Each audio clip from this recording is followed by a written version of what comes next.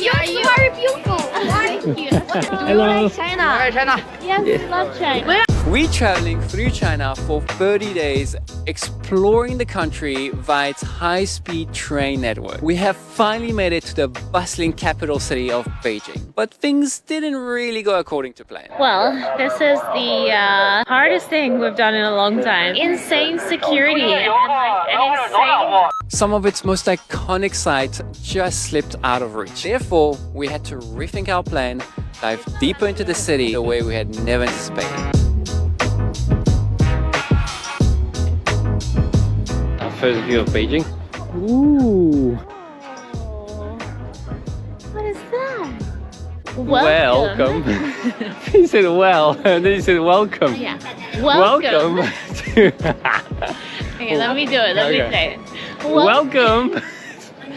Okay, welcome to Beijing. We have just arrived late last night, so this is our very first step into this. What I think already is looking like it's going to be an amazing city. Holy moly! This is our literal first glimpse of Beijing. Wow, it is already so beautiful. There's this beautiful gate that is going to lead actually up into Tiananmen Square. But then over here, something huge. I don't even know what this is. Look how amazing these buildings are. Like already, we've only stepped out of the subway and I am blown away. But before we explore, we thought we'd start Beijing in the best possible way by eating the most famous dish in the world when you think of Beijing.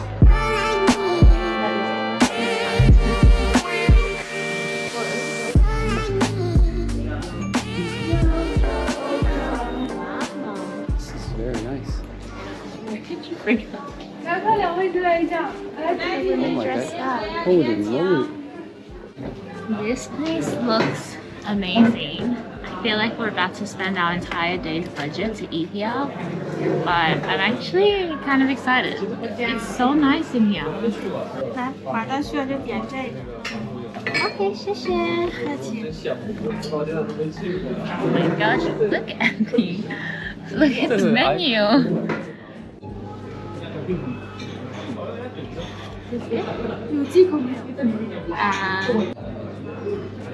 I place order. Okay, 谢谢.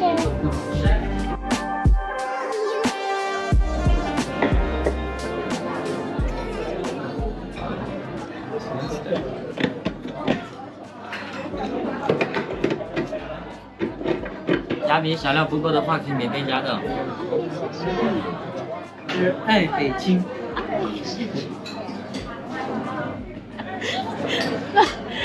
No idea what this is. We always just say okay. Okay. Oh, extra. Oh my gosh, I'm so You excited. see what it says, by the way? No. I just picked up on it. Love Beijing. Heart BJ. Oh. Can I Google translate duck skin? Blessing. Blessing. Aww. Blessing is what's inscripted on our duck skin. It looks so nice. The presentation is like wonderful. Okay, so I read that when you're sharing Peking duck like this, that when you take the food, you should actually take it with the fat end of your chopstick and not the end that goes in your mouth. But because it's just Max and I, we're not going to bother with that. But that's just a fun little etiquette. Even the pancakes are inscribed. So I read it's pancake first, then it's sauce, and the sauce is actually a sweet red bean sauce. And then you take a piece of duck. So I guess you put duck. 没事。 She got it. 咱这个春皮是蘸白糖直接吃的，肉蘸酱与冰或者是这两个是免费加。Okay. Yeah. Okay. 那个是蘸了白糖是直接吃的。 Or just eat like this? Ah, okay. So you eat the skin on its own after you've dipped it in sugar. Oh, it's sugar, it's not salt. Oh my god, that's so good. That just melted in my mouth. Okay, And drop your chopsticks on the table. You wrap it up like a little burrito. Peking duck in Beijing. Time for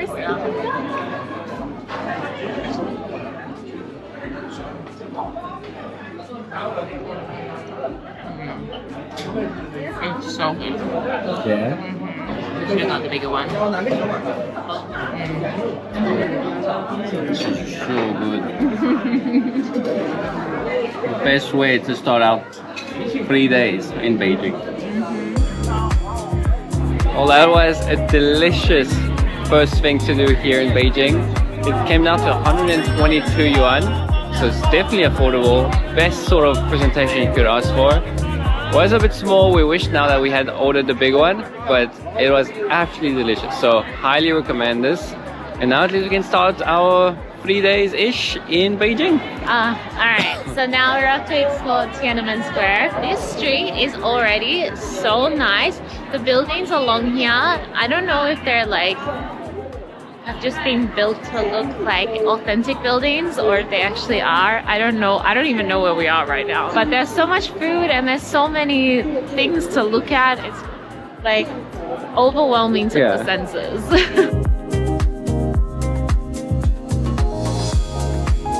Here we are in... Not there yet. That's okay? So there's quite a bit of security.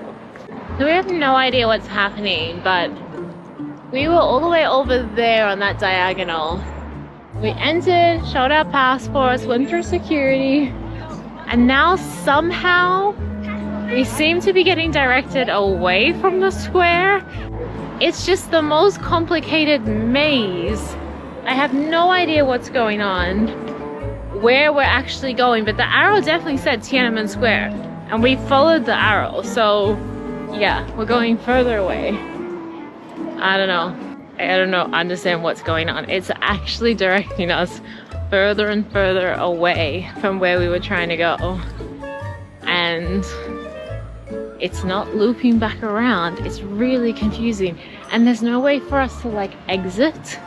So this is the direction that we're walking. That's the square. And this top line right here translates to Tiananmen Square. And now the sign directed us to cross the road and then literally do a U-turn, and we're walking back the way we just walked, but on the opposite side of the road. That was the biggest fail ever. After following those signs, like we've literally been walking for 20 minutes following their signs to be told that because we don't have a reservation, you have to make a reservation to enter the square, so we can't go in. Well, this is the hardest thing we've done in a long time. So we've just walked for another half an hour towards the Royal Palace, or what you might have heard called the Forbidden City. And we kind of started entering what we thought would take us to the ticket gate, because we haven't booked tickets for this either. Unfortunately, it was all sold out online, so we were just going to try our luck at the entrance. But it's just insane security and like an insane amount of people, and I don't even know if I want to go in there anymore because it's honestly just overwhelming. There's also a lot of signs in Chinese, and obviously the signs are going to be in Chinese because we're in China, but I would have thought for such a touristic city that there would be some English signs as well. I'm over it. Yeah. Oh man. I know that it is obviously our fault because we haven't done the research, but for like a major tourist attraction, usually you can show up and buy a ticket or you pre-book tickets, and it's usually pretty simple. Like, I'm just shocked at how difficult this is.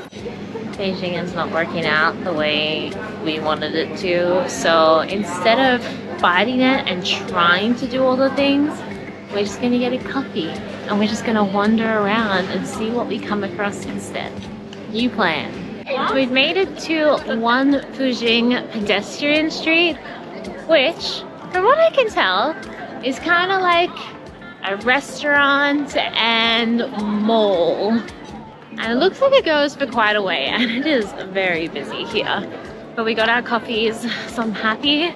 And we're just going to go for a little wander and see what there is. And then hopefully make our way somewhere to a nice viewpoint for sunset as well.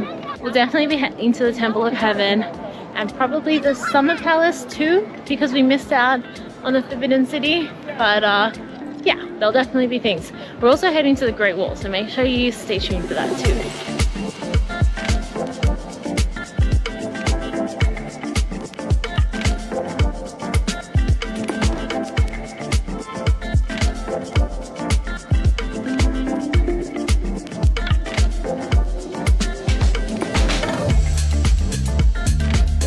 Well, I guess this is the closest that we are going to get to the Forbidden City on this trip. We're actually walking around it now, so on our way to Jinsheng Park, and there's a massive moat that's just opened up on the north end of the city, and we can see this like tower in the corner of the wall there as well, so it's like a guard tower, I would assume. But it is actually huge, the Forbidden City. Just like in real life, you have a bad day, sometimes you have a bad travel day.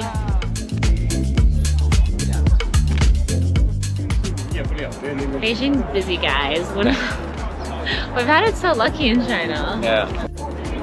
Apple tea, please. Finally got entrance to something. It was a bit of a line, but it moved pretty quickly. I think we only waited like 10 or 15 minutes. And now we're in Jinsheng Park, which is going to have an amazing view, hopefully. And it was only 2 yuan per person. Well, this is absolutely lovely. Hopefully, if we climb all the way up there, we'll get a view, maybe, of the Forbidden City.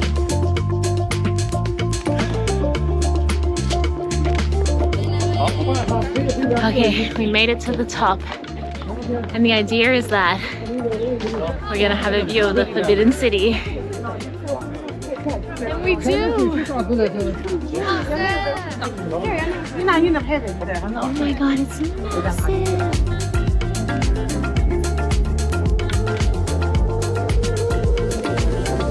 Wow. Huge, eh? Absolutely massive. Absolutely insane. I know that we haven't done much in Beijing yet, but this viewpoint is actually such a highlight of Beijing. You can see so far. Highly recommend coming up here. It's so affordable, and the line wasn't too long either. It's just really cool to get this kind of visual eye of what we're exploring over the next 2 days.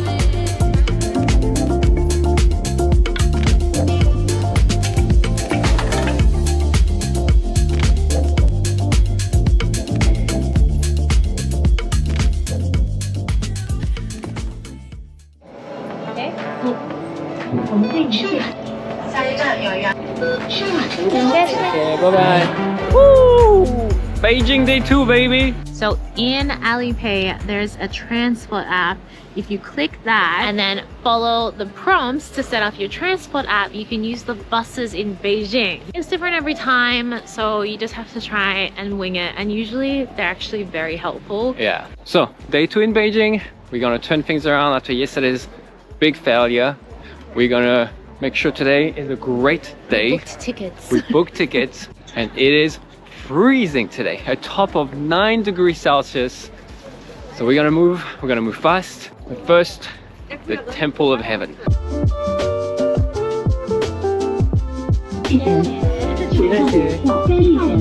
I don't know how people travel to China without internet connection or Google Translate. So I'm actually more excited to come to the Temple of Heaven than I was about the Forbidden City. So if we were going to miss out on one of them, I'm glad it was the Forbidden City. Hard to say. Let me know in the comments if you think this one is better or not, if you've been to both of them. But yeah, I'm more excited for this one.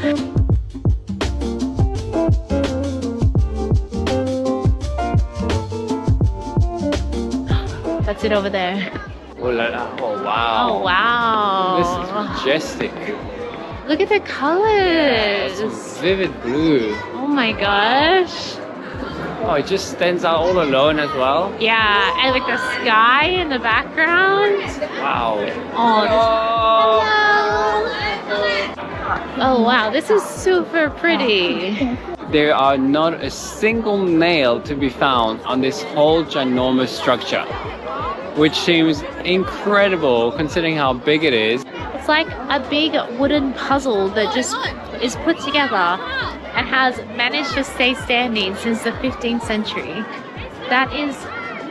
That's pretty impressive in itself. And they also have a lot of like symbolism throughout this complex. So like the number 9 is really important. So like there's 9 stairs on each layer, and all of the posts, there's either 9 posts or there's a multiple of 9. So it's always like numbers of 9 because there are 9 layers to heaven according to Chinese folklore. So yeah. But actually I just discovered that the Temple of Heaven complex, like the entire park area, is actually bigger than the Forbidden City. So even though the monuments here are substantially smaller, the like square footage is huge. So we've discovered that this is actually the Temple of Heaven vault, and there's a massive circular wall that goes all the way around this complex that we were just on the other side of. That's actually the echo wall. So basically, if you stand at the east and west of the echo wall, facing north, you can have a conversation because the sound travels along the wall because it's perfectly circular. Fortunately, they've actually put a fence around the wall and blocked it off, so you can't even do that. But also, with this many people, I don't think it would work anyway. All the sounds would just get jumbled up with each other. We've made our way up to the circular mound altar, and basically this was just a massive round altar that was built to worship heaven during the winter solstice specifically. There's a big line of people here who are actually standing in the center on a raised stone platform, and they're praying to each of the like north, east, west, south. But yeah, I think those are the main sites that we're supposed to see here in the Temple of Heaven, but the actual park is massive as well, and you could spend a lot of time wandering around. Yeah. Well, I know that was like 5 seconds for you guys, but it was an hour for us to get from the Temple of Heaven to the Summer Palace. And the sun came out for that. I guess that's why they call it the Summer Palace. Oh, actually, because it was cold, and then as soon as we arrived, the sun came out. That's so true. Perfect timing. For your information, it's 20 RMB. All the stuff to see is at the North Gate entrance, but we've come to the West Gate. Oh my god, look, it's like a wild reserve here. So many birds. It was commissioned by Emperor Qianlong as a gift for his mother and was inspired by the landscapes of southern China. Although Kunming Lake looks natural, 70% of the water body is man-made. Over 100,000 workers were employed to excavate it, and the excess soil was used to form Longevity Hill. The best place to catch the sunset at the Summer Palace is from the 17-arch bridge, Shikenkung. During winter, you might even spot baihe, white cranes, flying across Kunming Lake, a sight considered extremely lucky. The Summer Palace isn't just a tourist site, it's a window into China's imperial past, full of intrigue, luxury, and political drama.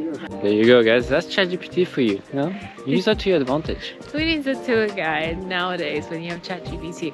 It's actually gorgeous here. So beautiful. We're walking past all these trees that are like those long wispy leaf branches. They kind of come down, they look really romantic and fairy tale-esque. Then there's peach blossoms and cherry blossoms. Just gonna do a quick bird app search because them ducks are looking good. Max has already entered his bird watching era of life. So I have a few apps. One takes the sound of the bird and tells me what the bird is. And those ducks are very quiet. So we'll see if the photos makes the cuts. I feel like I don't know when it happens, but there's a certain stage where all of a sudden you're like just going through life like normal, and then birds become more interesting. You want to know what they're called. You want to know what sound they make. You want to take a photo of them. And it kind of just creeps up on you. Like, just all of a sudden, you have an app on your phone that tells you what the bird is. Identifying. fancy. Oh. Well, believe it or not, folks, it's the Mandarin duck.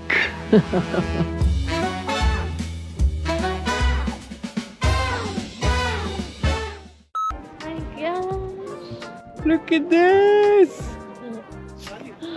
It's so pretty. I don't think I've ever seen a bridge quite like this. It was like made this way because the emperor's boat, which was called Dragon Boat, was very tall, and so it could still pass under through here.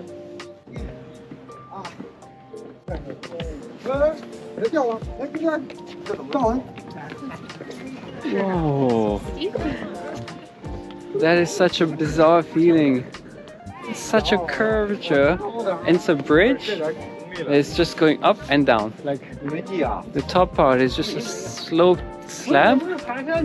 So I assume, based on the story we just said with the dragon boat of the emperors in the time before us, the tourist boat is now in the shape of a dragon to just sort of reminisce the old way empresses used to travel in the Kunming Lake. Jacqueline is loving this park and I'm so happy she is, even though it's freezing and Jacqueline sort of suffers with the cold. She's from the north of Australia, which is much warmer. But honestly, Beijing is redeeming itself, or we're redeeming ourselves, because yesterday, honestly, I was feeling a little bit like, I don't know if Beijing is my favorite stop in China, considering we've already been traveling for 20 days and we've had the most amazing experiences in China. I was feeling a little bit like meh about Beijing, but this is starting to make me like it a bit more again. Hello. What nationality are you? You're very beautiful. Thank you. What nationality are you? Australian. Oh. Nice to meet you. Bye-bye. Bye-bye. So cute. Oh, I love them. This is the boat. Oh, wow. Oh, that is so much better. It's just... Yes. Oh. That is impressive. Hello. Hello. Hello. Hello. China. China. Yes, we love China. Where are you from? Australia. Oh. Oh, boo. Do you like 颐和园 Park? Yes. Thank you. Bye. Bye-bye. Look at us making friends. The kids are so cute. They're all practicing their English with us, and they're just so brave to come up and talk to. And they call me beautiful, which is like the And they call me cool, so... Anyway, we've made it to... So this is the marble stone boat, which is in fact not a boat at all. It's basically a big stone structure that looks like a boat, but is stationary. But it is beautiful. The archways, the windows, the stained glass. It has these beautiful paintings on some of the white stone. Like, it looks like something you would see in Venice. But this whole park has been absolutely beautiful. Hello. Welcome to Guinness World Record, longest corridor in the world. And also is completely painted with all of these murals. Now, I'm not sure if it's the longest mural painted corridor in the world or just the longest corridor in the world. I don't know, but it is very long and very beautiful. Oh, those kids made my day. They were just so joyful to be speaking English to somebody. And it was just so nice. They were so sweet. They gave us cookies. That is the cutest thing ever. When have you ever seen a kid giving adults cookies?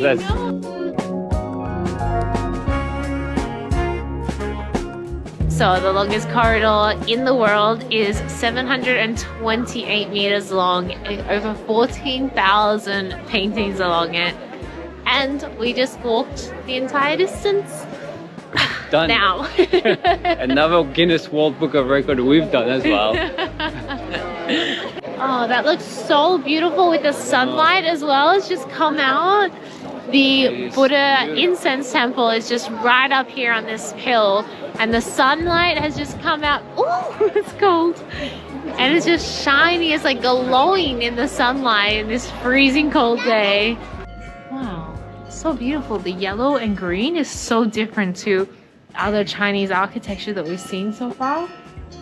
And then this white marble doorway, like, It's just so different to what we're seeing, right? It's amazing. And with all the trees, we couldn't really tell until like we literally just walked through the entrance, and boom, it just burst. Boom. It's magnificent. Wow. So from the other side of the hill, we had no clue what was on, I guess, the other side. Because the hill basically is, as mentioned earlier on, the dirt retrieved from the lake. And the actual hill was sort of declared to be blocking the bad omens from the north, so like the cold wind. Because when we were on the other side, we barely felt the wind. Now we've made it to the other side facing north. We feel the cold, cold Siberian wind. So the bad omen is sort of understood because it is not very nice there, whereas the other side is very pleasant. Okay, the Summer Palace is absolutely massive. We've been here for a very long time and seen so much of it. It was only 20 yuan to enter, which is about $4.50 Australian. And it's just gorgeous.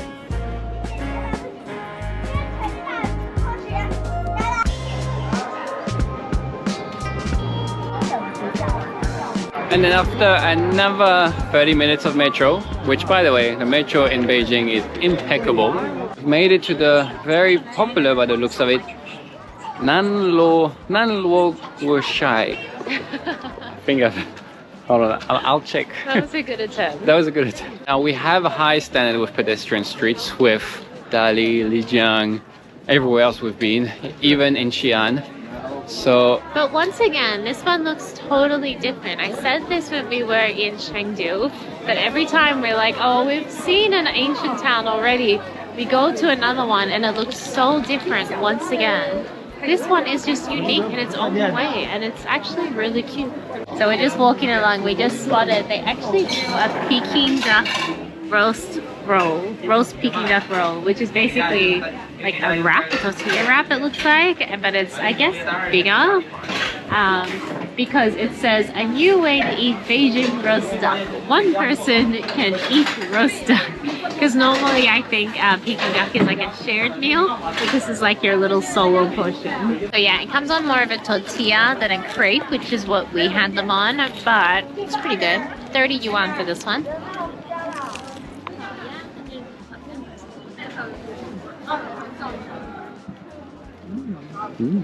That's good. yeah. Worth it. And this street is just filled with food stalls and cute little shops and all these little picturesque things. What is interesting is that this area actually 400 or 600 years ago during the Ming Dynasty used to be the residential area for the imperial officials. So anyone with, I guess, a certain amount of ranks used to live here, and all of this used to be houses. Obviously now none of them are houses, only a few people still live here, but it's interesting, it's very well preserved, so you get an idea as to how the life was. And those houses are all very rocky, so it was some very solid houses, hence the reason why it lasted so long. So the walking street was really nice. It's just, it's so cold. It's really cold. It's 9 degrees today, that's the highest temperature, but it's the wind. The wind is freezing cold. The sun, as you can see on the left, soft low light is setting down, so the cold is kicking in strong. So we didn't stay too long on the walking street, and we made our way west to the bell tower and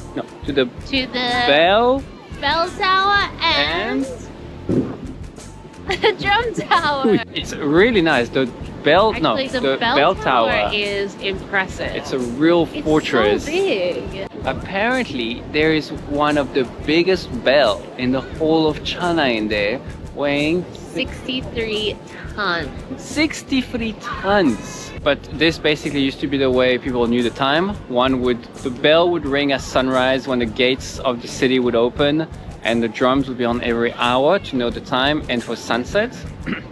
And apparently this bell being so big, you could hear it for at least 10 miles away from the city. So this was really the sound of Beijing, and it's in a really impressive building. Yeah. It has this beautiful decorated balcony out there, and then the roof and the little decorations around it. Like, it's just striking. And then the drum tower is cool, but I don't know, the bell tower, in my opinion, is like way more striking and impressive. Anyway, we are freezing. My hands, I have one glove only, this one is frozen. So we think this is probably going to be the last thing we do today, because we can't stay outside any longer. My hands are gonna fall off. We're not really equipped for winter clothes because that's not really the kind of weather we follow in the world. Beijing took us by surprise. But we have a very exciting video coming. Our next video is maybe gonna be our favorite thing that we do in China. We don't know, but make sure you're subscribed and check that one out because we're heading to the Great Wall of China. Thank you guys so much for watching. We hope you enjoyed this vlog. Thank you so much. Feels like 4 degrees. Oh my god, we are not equipped for 4 degrees. 4 degrees. We need more layers, more clothes. Alright, so much thank for you watching. Bye. 记得点赞和关注哦。